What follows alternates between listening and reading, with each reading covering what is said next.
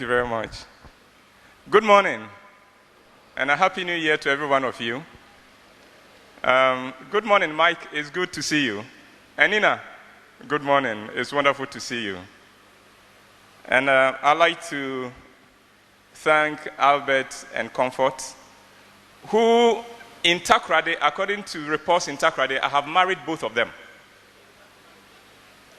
Let me tell you the story. I go to Takoradi for a show, and I decide to go to the restaurant of the hotel for a meal. And when I enter the restaurant, the staff were busy talking among themselves, you know, like what happens in many restaurants, and nobody was paying me attention. Then this guy, who it turned out to be the manager of the restaurant, sees me standing there waiting to catch attention, and then walks to me and said, "You Uncle Ebo?" I said, "Yes." Then he calls his staff and said, Come. This is Uncle Ebo. Don't you know him? You should serve him." He said, you should know. Then he rebukes them. He said, "You people should know all the big men in Ghana. This is Uncle Ebo. His wife is Albert Comfort Okran."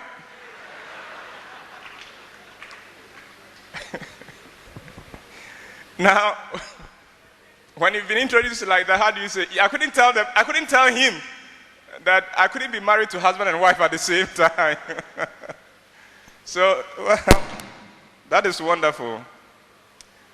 This morning, I want to tell you a story, a simple story, but I hope it will be a story that will stay with you for a long, long time.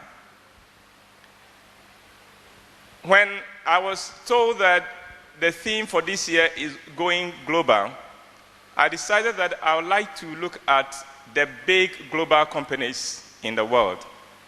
And I realized that Coca Cola has topped the list for the past 12 years or so as the biggest global brand in the world. So today I'm going to tell you the story of Coca Cola. Coca-Cola was invented by a man called John Pemberton. Now, John Pemberton was a veteran of the American Civil War. He was a chemist by training. And after the war, he comes home and begins to experiment with all kinds of things. And his goal, which he told his friends, was that he was going to come up with a product that would make him a lot of money. And he tried all kinds of things, none of them worked. Until 1888, when he came up with a combination, something. He wasn't too sure what it was. He put together some ingredients, and out came a syrup. He tasted it. He felt it was nice. And he took some to a chemist, a pharmacy shop called Jacob's, to try to sell for him. He didn't have a name for it.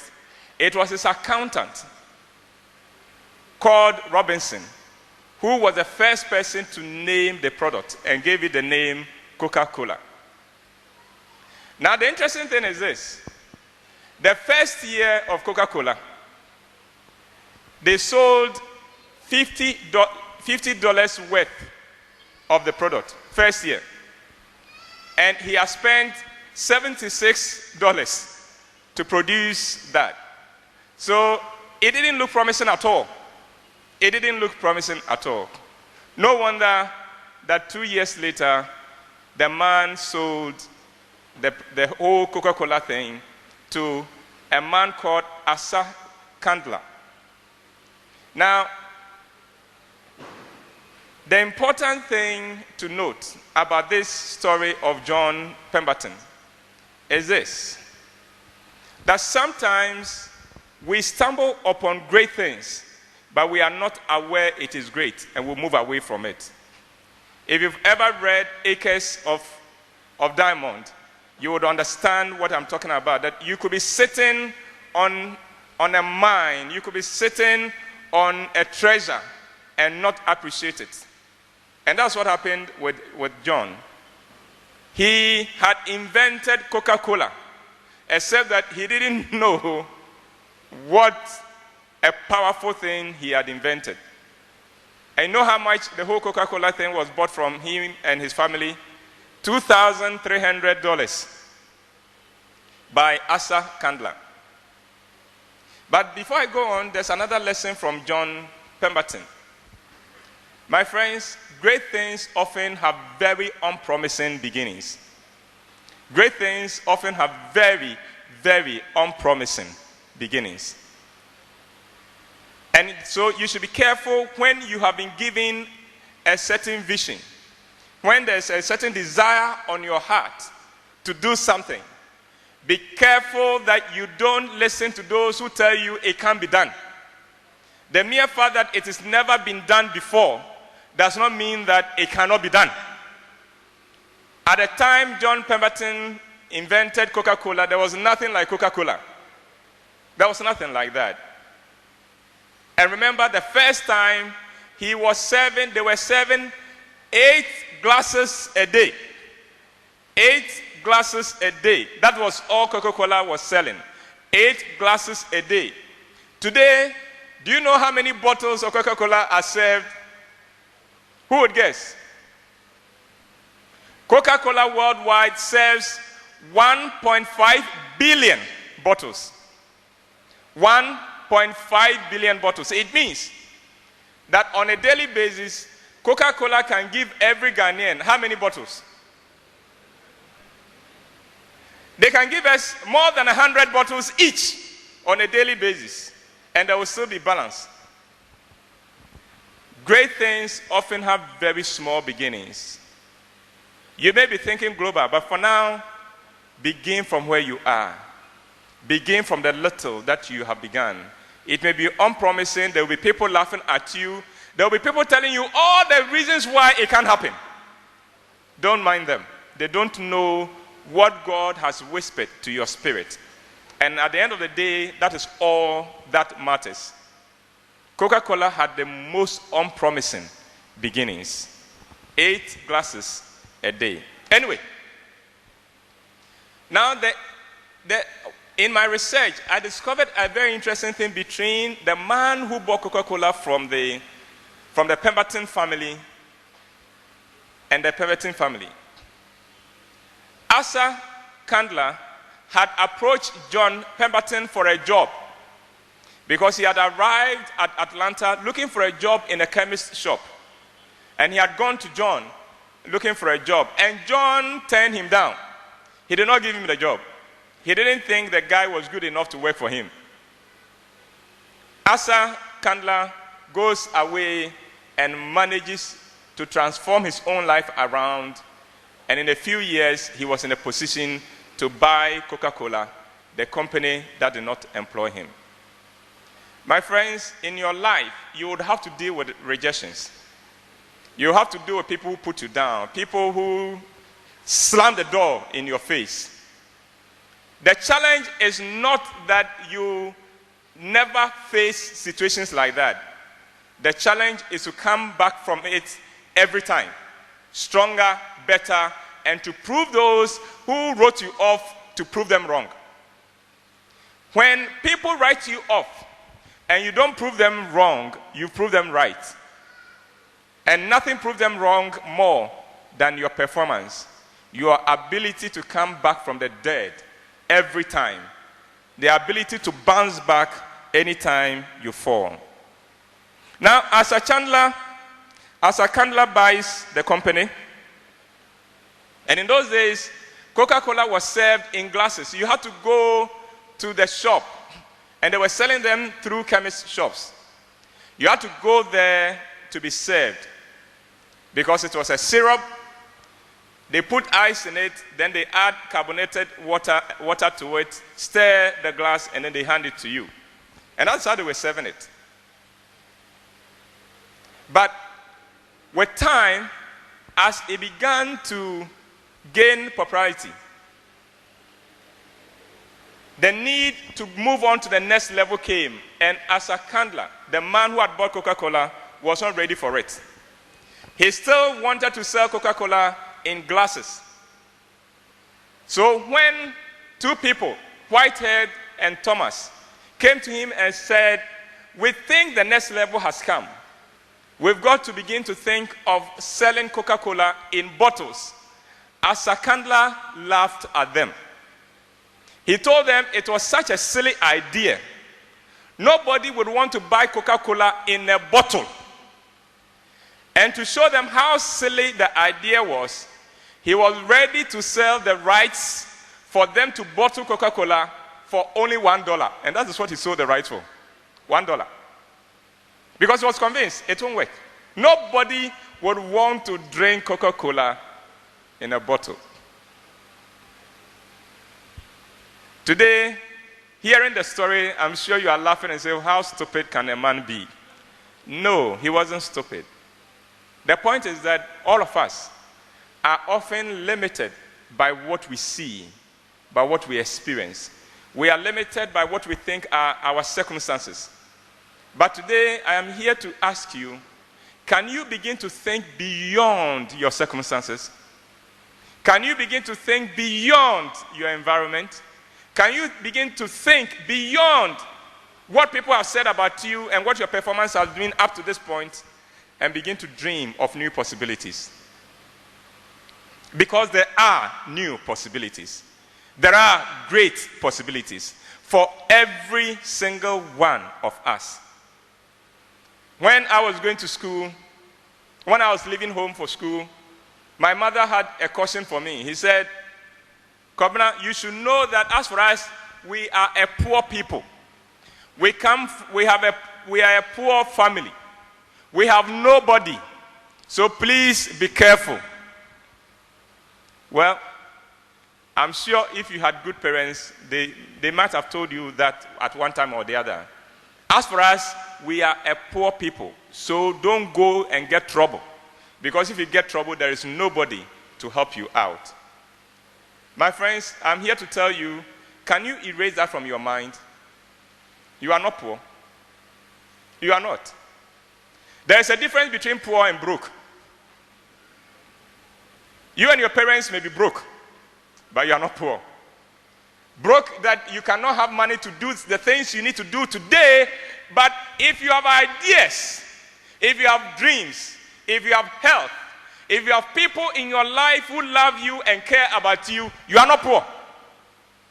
You definitely are not poor. You may be broke, but you are definitely not poor. So don't limit yourself by what you see. Asa Candler missed the opportunity to go into bottling. He sold it for $1 because he could not see the possibility in that. Today, the rest is history. The question I'm here to ask you is, what is your Coca-Cola story? Your own Coca-Cola story. Do you have an idea that seems so unpromising, an idea you have even tried to implement and it doesn't seem like it's working? Have you tried several things and it doesn't work for you and people are laughing at you? Well, try one more. Keep going. Don't stop. Today, I am celebrated as the biggest playwright and producer in Ghana.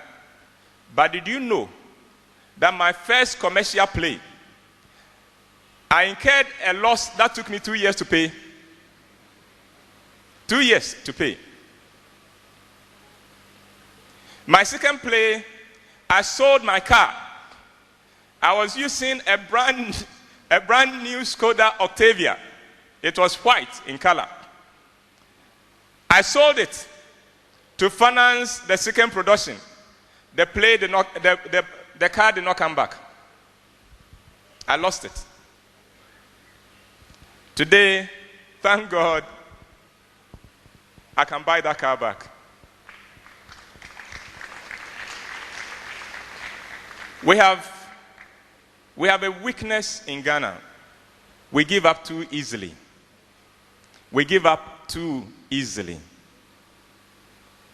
Don't do that. Nobody who gives up will succeed. I'd like to give you a picture of what life is.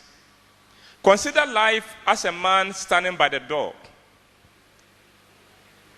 He is ready to give every one of us whatever we ask of him. If you go to him and you ask for 100 cedis, he will give you. $100, he will give you. $1,000, he will give you. $1,000,000, he will give you. It is up to you to go to him and ask for what you want. The tragedy of life is that we go and we ask for too small.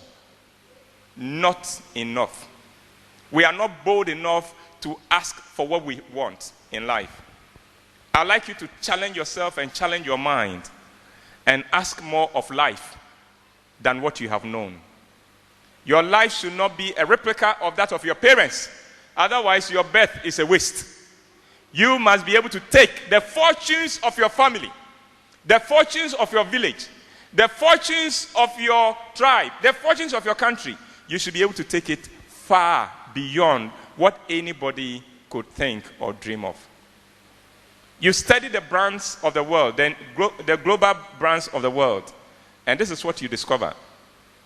They were all based on individuals, ordinary individuals. The only thing that makes them different from their peers is that they had dreams that they could not shake off. They did not do what they saw people doing. Otherwise, there would be no Microsoft. Because at the time of Microsoft, there was no Microsoft. There was no software. There was no software company. What are you ready to risk for? Your fortunes for? What are you ready to take the ridicule of people for? And I've never understood why we worry about people who ridicule us. Do you know that there is nobody ahead of you who will ridicule you? The people who ridicule you are the people behind you. Those ahead of you, they are so busy, they have no time to look at you. Do you remember the days of Akorawo coin? Do you remember? Akorawo coin, Mike, was a name, was a taunt we used to give to this small car called Tico. That small car. And Akora is small boy. So it's like, hey, small boy, where are you going? And you drive in Tico, and everybody will come to you, hey, Akorawo coin. And there were people using Tico who were so upset because they were being taunted. Now, ladies and gentlemen, do you know the people who were saying, hey, Akorawo coin?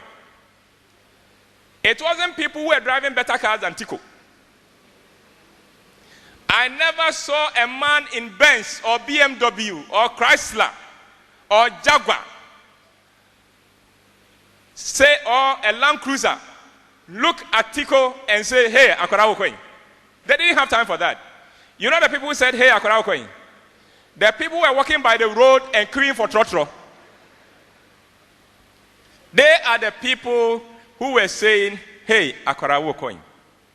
You know, anytime somebody laughs at you, don't get upset. The person has just indicated he's behind you. Drive your Tico, because you will not drive it forever. But the person who is standing there and saying, hey, Akorawo coin, he'll be walking forever until death comes for him. There are possibilities ahead of us. Try and look at all the things around you. The TV, the phone that you take for granted. Are you aware that I am older than the mobile phone you are holding? Because when I was born, there was no mobile phone. Indeed, my grandmother is older than aeroplane. What it means is that at the time he was born, there was no aeroplane. I am older than laptop, me. And I'm not the oldest man in Ghana. I am older than laptop.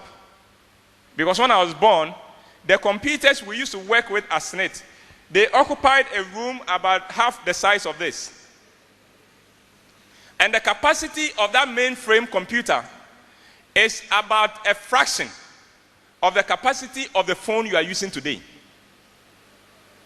There were no laptops. Indeed, did you know that when computers were invented, the experts said the world has room for only 20,000 computers, that computers, only 20,000 would ever be bought? No, my friends. What is your idea? Don't look at ideas, the things people are already doing, and see whether you can tweet here and things like that. No. Whatever idea you have, no matter how crazy it is, begin to work on it. Believe in it. And be ready to begin small. Coca Cola began with only 8 glasses a day. Today, 1.5 billion bottles. Don't give up on your ideas. Don't let people laugh and put you down. Because when God whispered that idea into your spirit, he did not ask for anybody's approval for that. May God bless you and lift you to the highest level. May you be the reason why Ghana becomes first world. May you transform the fortunes of your race.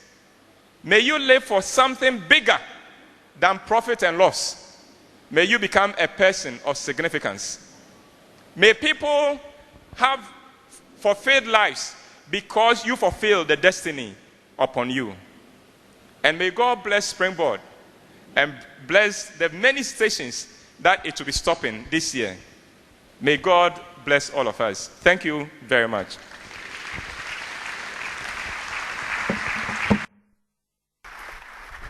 Thank you, Mr. James Ebo Whyte, Uncle Ebo, our Springboard Personality of the Year for 2011, for that all-inspiring, mind-stretching presentation.